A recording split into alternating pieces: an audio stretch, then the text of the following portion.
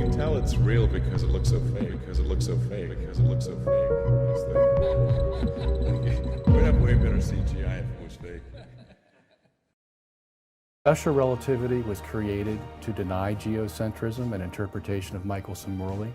The special relativity led to general relativity, and general relativity supports geocentrism. Now, is that a contradiction? No. In the wonderful world of mainstream, if you find an experiment where speed of light is constant, then you say, oh, special relativity applies.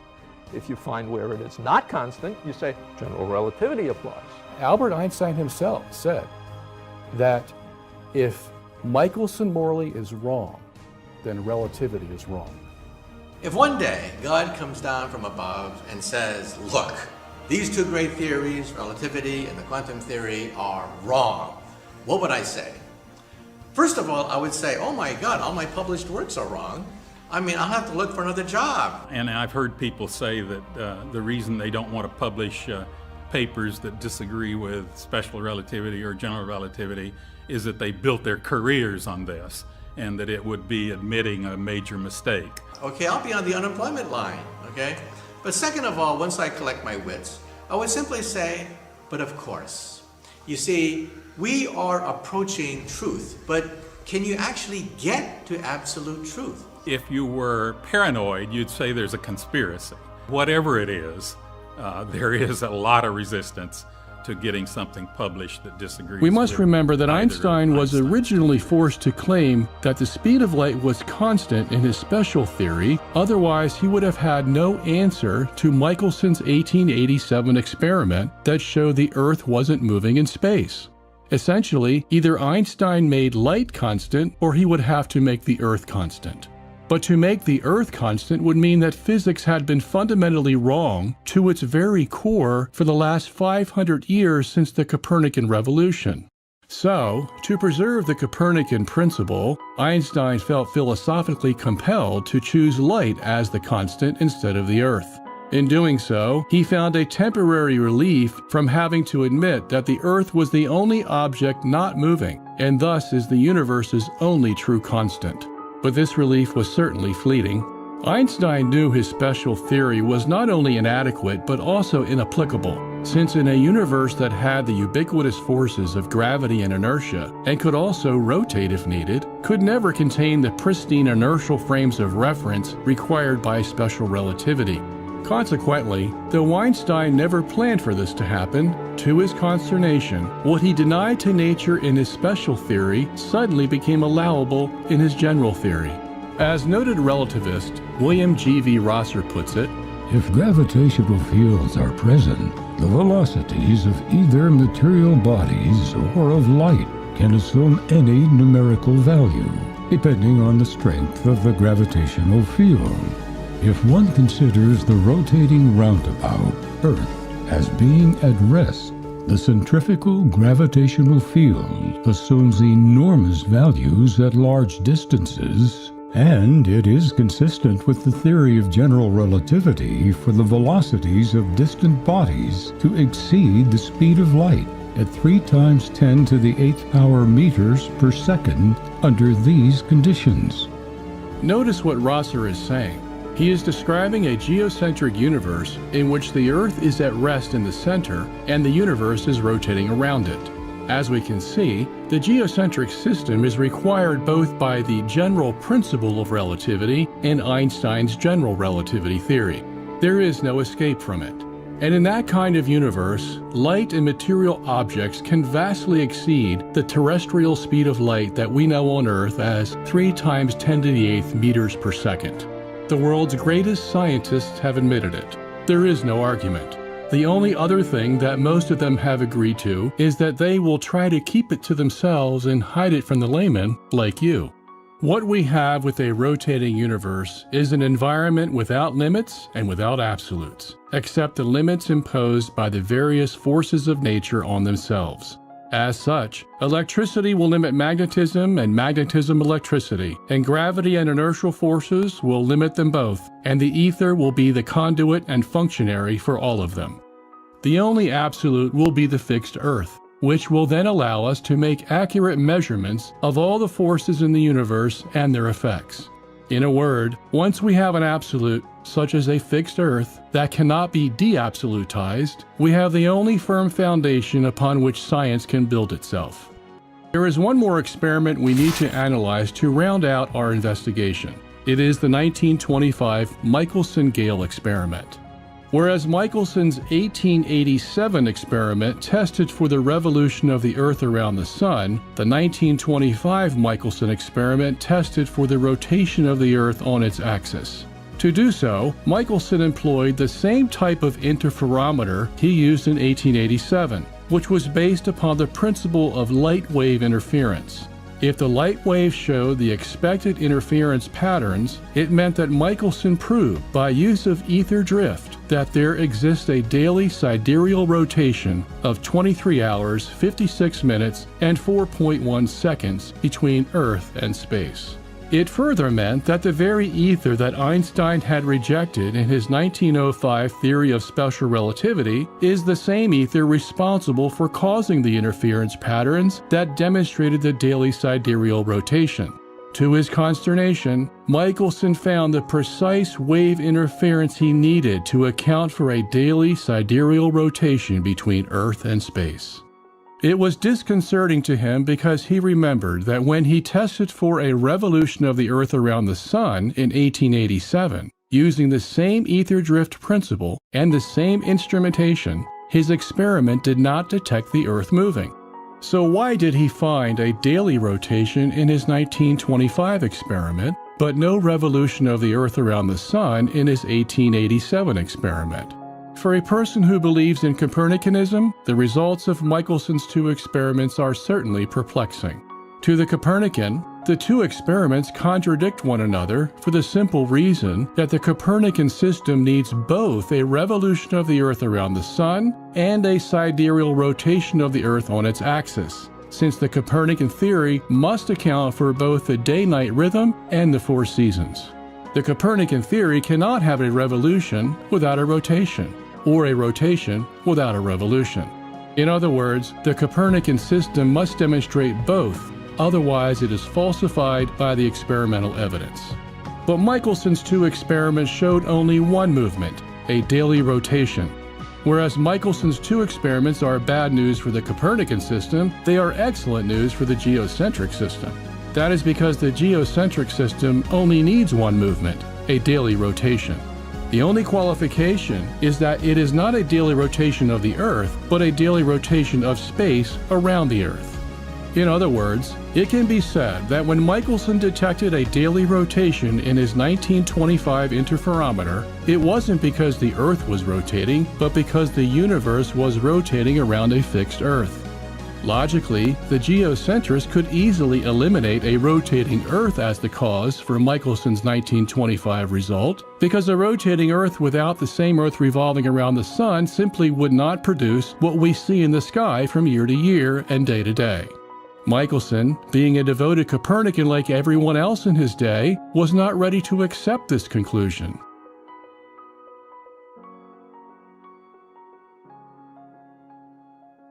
The interpretation is the one that Michelson eliminated, okay? Because of what? His philosophical predispositions based on being a Copernican. Thus, all he would say about his 1925 experiment was that it proved there was a rotation of the Earth. But he never explained how there could be a rotating Earth in his 1925 experiment if his 1887 experiment couldn't show the Earth revolving around the Sun, especially since both experiments used the same principle of light wave interference caused by ether drift. Suffice it to say, Michelson and the whole science community were truly in a dilemma. It was painfully obvious that since Michelson found a sidereal rotation by discovering the expected wave interference of light beams in his interferometer, it meant that the ether the science community had rejected ever since Einstein's 1905 paper on special relativity was immediately falsified. It was quite apparent that Michelson found positive proof for the very ether Einstein had eliminated from science 20 years earlier. As we noted previously, back in the early 1900s, Einstein himself admitted that if any experiment found ether, his special relativity theory would be discredited without argument. At one point, he told Sir Herbert Samuelson on a walk in Jerusalem, If Michelson-Morley is wrong, then relativity is wrong. That is, although Einstein had interpreted the Michelson-Morley experiment as being absent of ether, if he was wrong and Michelson did indeed detect ether, even a little bit, then his whole theory of relativity, at that time represented by the special theory, would be falsified. Charles Lane Poore of Columbia University remarked on this fact. In his 1922 book, Gravitation versus Relativity, he wrote, The Michelson-Morley experiment forms the basis of the relativity theory. Einstein calls it decisive. If it should develop that there is a measurable ether drift, then the entire fabric of the relativity theory would collapse like a house of cards.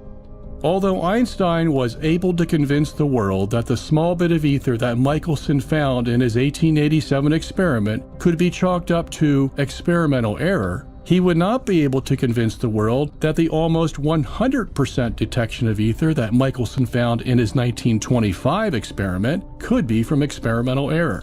It is not surprising, then, that nearly the whole scientific community virtually ignored the results of Michelson's 1925 experiment. Some, even today, try to dismiss it, as is the case in a recent physics lecture at the University of Virginia, which says, Sometime later, the experiment was redesigned so that an ether wind caused by the Earth's daily rotation could be detected. Again, nothing was seen. But detect the ether in 1925 Michelson surely did, and he proved by his light wave interference fringes at least modern science could account for a daily relative rotation between the Earth and the universe, but not a revolution of the Earth around the Sun. But whereas the science community was rather stunned and silent about Michelson's 1925 results, the contemporary media stepped into the fray and gave its best shot at something that it obviously didn't understand all too well, or was determined to distort in order to preserve the reputation of Einstein and the Copernican universe. In the January 9, 1925 edition of the New York Times, a lengthy article on Michelson's 1925 experiment appeared. It admitted that Michelson found positive proof for the very ether he had been looking for 40 years. The headline of the article states, Michelson proves Einstein theory. Experiments conducted with 5,200-foot vacuum tube show light displacement. Ether drift is confirmed. Rays found to travel at different speeds when sent in opposite directions.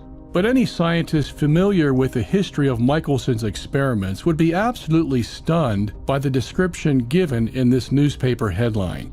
It was known for at least the 20 years that had passed since the writing of his famous 1905 paper that Einstein held as scientific dogma that ether did not exist, especially because an etherless space was the whole basis behind his special relativity theory. Just one statement from Einstein will suffice to prove this. In his book, Relativity, the Special and the General Theory, he writes, But on the basis of the theory of relativity, the method of interpretation is incomparably more satisfactory.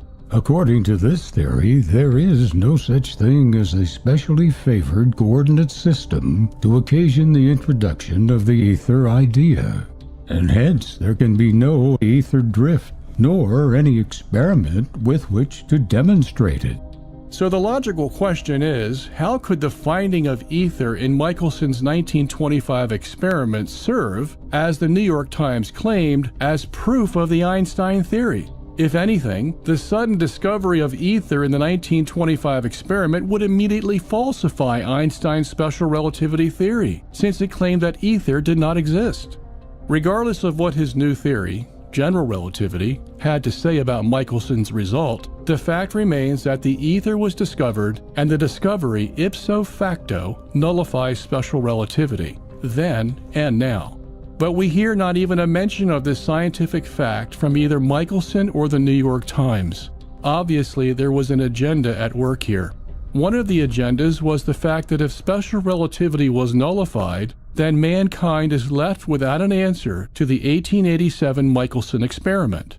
The whole reason Einstein invented special relativity was to answer why Michelson, using the same principle of light wave interference, found that the Earth was standing still in space.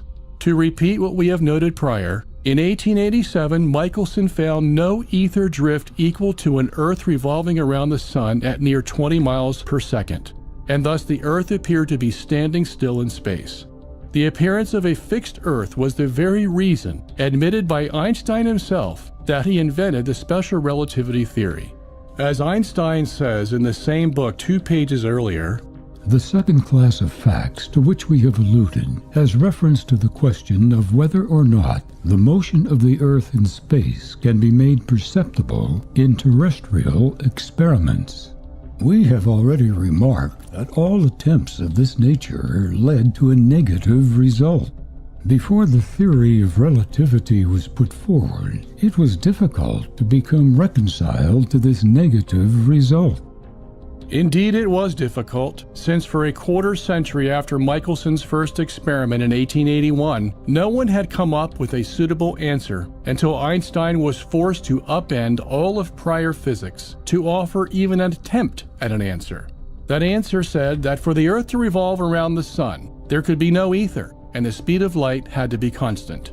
If there was an ether, then the speed of light could not be constant. Essentially, Einstein had 2 choices in 1905, A or B. Choice A was to say that the Earth was constant, that is, it was not moving in space but always at rest. But if he made the Earth constant, then light speed had to vary. Choice B was to say that light was constant and never varied in its speed. But if he made light constant, then Earth had to vary and continue to move. Obviously, Einstein chose B since neither he nor the rest of the world wanted to go back to pre-Copernican days, with all the societal ramifications and upheavals that reversal would bring to modern civilization. But the big problem in choosing B was that light can only be constant if there is no ether in space, and thus Einstein was forced to dispense with ether in 1905. As we now know, however, in 1925, Michelson found all the ether he had been looking for and that Einstein had ignored for 40 years. Only this time nature showed him it was from a daily rotation between Earth and space, not a revolution of the Earth around the Sun. This discovery, of course, just begs the question regarding Einstein's choice of B instead of A. Why wouldn't Michelson, in his 1887 experiment, have been able to detect the same ether he found in 1925, especially since the speed of a revolving Earth at 67,000 miles per hour around the Sun would be at least 67 times greater than the speed of a rotating Earth at 1,054 miles per hour? The much greater speed of the Earth revolving around the Sun should have made it much easier to detect the ether in 1887 than the slower rotating Earth that was measured by the ether in 1925. The obvious answer is the geocentric one. That is, in 1905, Einstein's choice of B was wrong, and A is the only correct solution. That is, the Earth isn't revolving around the Sun because it is in a constant state of rest in the center of the universe. And therefore, in 1887, Michelson could never have detected the Earth moving against the ether, since it wasn't moving against the ether. Now, let's look at several more paragraphs of the New York Times' article. 2 beams of light were thrown by mirrors in opposite directions through a 5,200-foot vacuum tube. If they had required identical time to make the trip and reach their starting place together, a possible loophole in Einstein's theory had been found. Professor Michelson said that in none of the tests thus far had the 2 beams come home together. By use of a stereopticon, he showed his audience that in each instance there was a displacement of the beams at their starting place. Suffice it to say, the New York Times writer is either wholly ignorant of the science of interferometry or he is deliberately distorting the facts. The scientific truth is precisely the opposite of what he stated. It was an established fact of science that if the 2 light beams had not returned to home in the same time, this result would have revealed a giant loophole in Einstein's theory. Since if the speed of light is the same for both light beams, then both light beams should have returned home in the same time. The reason one of the light beams returned home quicker was that it was traveling faster than the other light beam, and the slowing down of the other light beam could only be due to the ether moving against it instead of with it. The result, that is, of one beam moving faster than the other was what Michelson was expecting 38 years earlier in his 1887 experiment. If his equipment was moving with the presumed speed of the Earth at 67,000 miles per hour, then this speed would have run up against the ether, which would have then slowed the light beam that was heading in the same direction. Michelson had meticulously calculated by what measure the light beam would have been slowed, and he used a second light beam that was not moving against the ether as his control. As we know, he did not see the expected ether impediment to the first light beam that would be caused by an Earth revolving around the Sun, not even close. Again, this should have been interpreted as ample evidence or even proof that the Earth was fixed in space. But as we noted earlier, there were just too many societal, theological, cultural, and philosophical ramifications why that conclusion could not and would not be tolerated by modern man. It would have meant that they had been wrong on one of the most fundamental beliefs of the modern age. And if they were wrong on that most important of issues, then they would consequently be wrong about many other issues. No one, not even Michelson who did the experiments, wanted to go there. Thus, he and the New York Times had every incentive to misrepresent the true state of affairs afforded by these meticulous experiments. The New York Times article continues, Visibly affected by the results of the experiment, Professor Michelson turned to the silver screen and said, "There is no question that the tests furnished another striking confirmation of his brilliant work. The register in the flight of these beams was an instrument known as the interferometer, which Professor Michelson has been perfecting for 40 years. It really was the key to the test. Through it was visible a white circle striped with vertical fine lines, like hair drawn tightly across the face of an oval mirror. These were called interference fringes, due to the fact that if the beams reached home at different times, it would be recorded by a displacement of these lines. This displacement was shown in the experiment. The dimension of a light wave is 1/50,000th of an inch, and the interferometer was constructed to measure within a few hundredths of a light wave. The fringes in the experiment showed an impediment in the velocity of light. Since one of the light beams was impeded and made it move slower, then this should have been ample evidence that Einstein's special theory was falsified, since it claimed that the speed of light is constant, and thus both light beams in Michelson's 1925 experiment should have traveled at the same speed. It was as clear as day to anyone with the courage and knowledge to admit it. By this time in history, however, Einstein had become such an icon of the science establishment, few had the courage to contradict him, and one of them was Albert Michelson. The real reason Michelson capitulated to Einstein's theory is that Michelson had believed all his life that the ether was entrained to the Earth. That is, the ether moved in whatever direction the Earth moved, whether the Earth was revolving around the Sun or spinning on its axis. It was this explanation that Michelson insisted upon for the previous 40 years as the reason why his 1887 experiment didn't show the Earth moving in the ether. Obviously, if the ether is moving with the Earth instead of against the Earth, no ether drift would have been measured. But this explanation was shattered when Michelson did his 1925 experiment.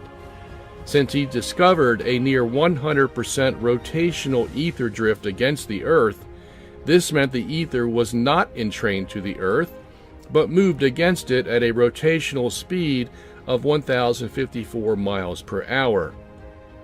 And if the ether moved against the Earth at a rotational speed of 1,054 miles per hour, then surely the Earth should be moving against the same ether at 67,000 miles per hour if the Earth was revolving around the Sun.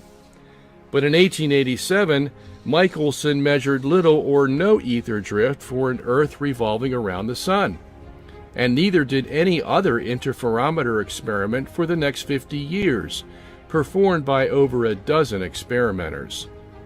So what was Michelson to do? He, like everyone else in the science establishment, believed the Earth was revolving around the Sun. That belief was foundational to modern science. Hence, Michelson would never have answered the discrepancy in his two experiments by posing that the Earth was standing still in space. That answer, as we noted earlier, was unthinkable for modern scientists who had followed Copernicus for the last 400 years and who considered geocentrism primitive and discredited. Michelson would have been laughed to shame if he had offered a motionless Earth as a solution to the discrepancy. Hence, since a motionless Earth was unthinkable, and an entrained ether had been discredited by his own 1925 experiment, the only other game in town was Einstein's special relativity theory, even though Michelson knew, in his heart of hearts, that since he finally discovered the ether in his 1925 experiment, this should have immediately falsified Einstein's special theory, a theory which claimed for the 40 years prior and to the present day that the ether does not exist. Thus, Michelson was reluctantly forced to conclude to the New York Times, quote, "There is no question that the test furnished another striking confirmation of his brilliant work," unquote. In reality, it was Michelson's refusal to accept a motionless Earth as the common-sense answer that would have satisfied both of his experiments. And so it is with the world today. Since few have the courage to accept a geocentric universe, they are forced to accept the contorted world of special relativity with its length contraction and time dilation, even though they know that the discovery of ether in 1925 should have made special relativity itself unthinkable. Earlier, we remarked about the small ether drift found in Michelson's 1887 experiment. Whereas Einstein and his supporters decided to chalk up the small amount of ether drift to experimental error, the obvious motive to do so was because Einstein had already admitted that any ether found in space would immediately nullify his special relativity theory, even a little bit of ether. Obviously, this was the proverbial all-or-nothing game, and a lot was at stake. Let's be candid. The credibility of the whole modern age was at stake. These experiments could determine who the fool on the hill really was, and the mounting evidence was pointing directly at the science community and Albert Einstein especially. For the modern world to be forced to admit that Copernicus and Galileo were wrong would have shown that the ancients, depending on little more than their eyesight, intuition, and Holy Scripture, would have shown themselves vastly superior to the sophisticated man of the 20th century. Modern man would certainly turn out to be the fool on the hill.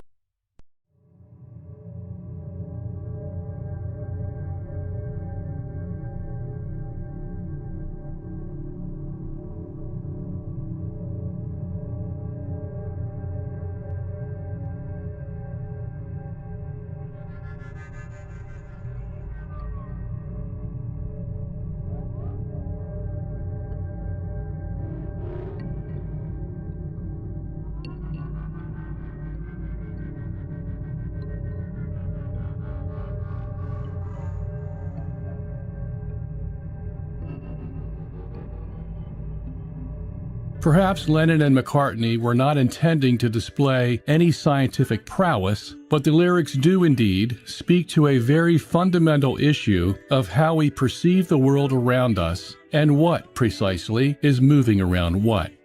The rest of the song's lyrics lead to a haunting question. Who exactly is the fool?